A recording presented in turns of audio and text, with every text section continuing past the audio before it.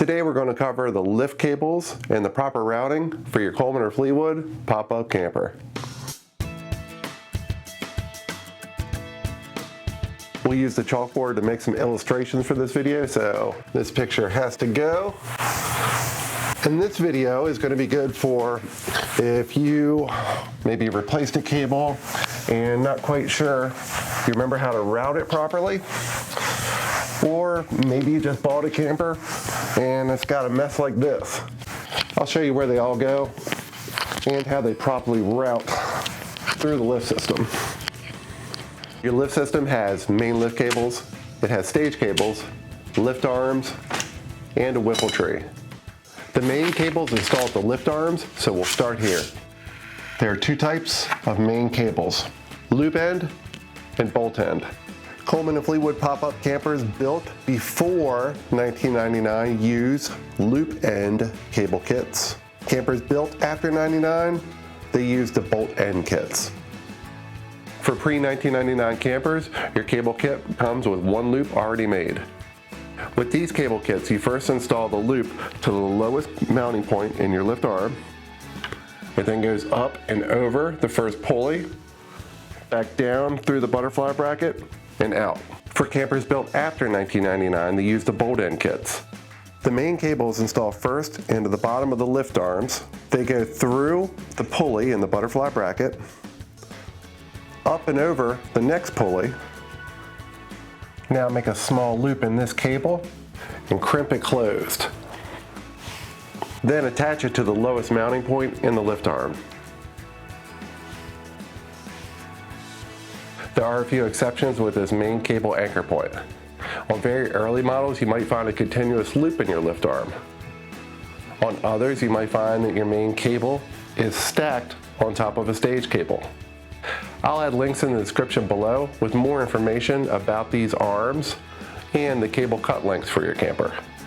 Next, let's take a look at the cable routing. So I still have the camper that you see in one of my first videos, how Coleman and Fleetwood lift systems work. We'll use that camper to get a bird's eye view of all the cable routing.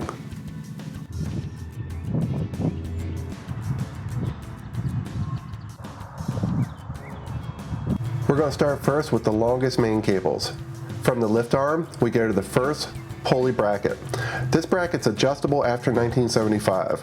Your camper might have 2 or 3 adjustment holes. Moving the pulley away from the frame will increase the top height by 1.5 inches for each hole. This cable runs through the frame to the pulley separator block. The same is true for the opposite main cable. We come from the lift arm to the first pulley bracket, again adjustable, through the frame to the pulley separator block.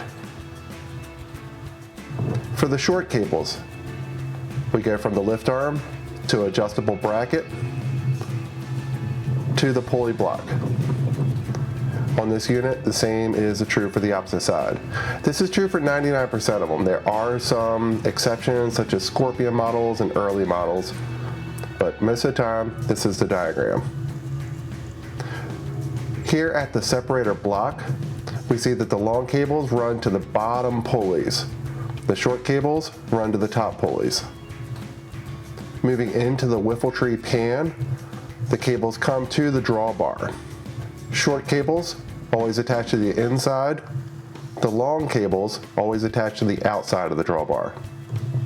When it's a loop end cable that you're installing, here's where you pull the cable tight through the eye bolt. You make a loop and crimp it closed, then cut the remaining cable. For bolt end cables, these are pre-cut to length. You feed the bolt through the appropriate hole, then install your washer and lock nut. This drawbar is another area that you can do cable adjustments. Tightening the cables raises the roof, loosening the cables lowers it. For campers built before 1996, 1 inch of turn equals 3 inches of roof height. For campers built after 1996, 1 inch of turn equals 2 inches of roof height. Remember, after installing your cable, to place the Wiffle tree can cover back on with at least a few bolts before you test the system. Not doing so can cause damage, and the drawbar will dig into the subfloor.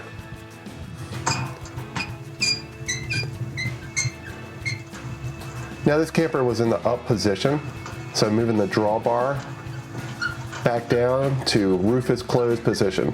And that's the position where you'll be doing most of your cable replacements at. Drawbar wants to be away from the crank assembly. It's a pulling function that raises the roof. So cranking the system pulls on those cables and pulls the lift arms up.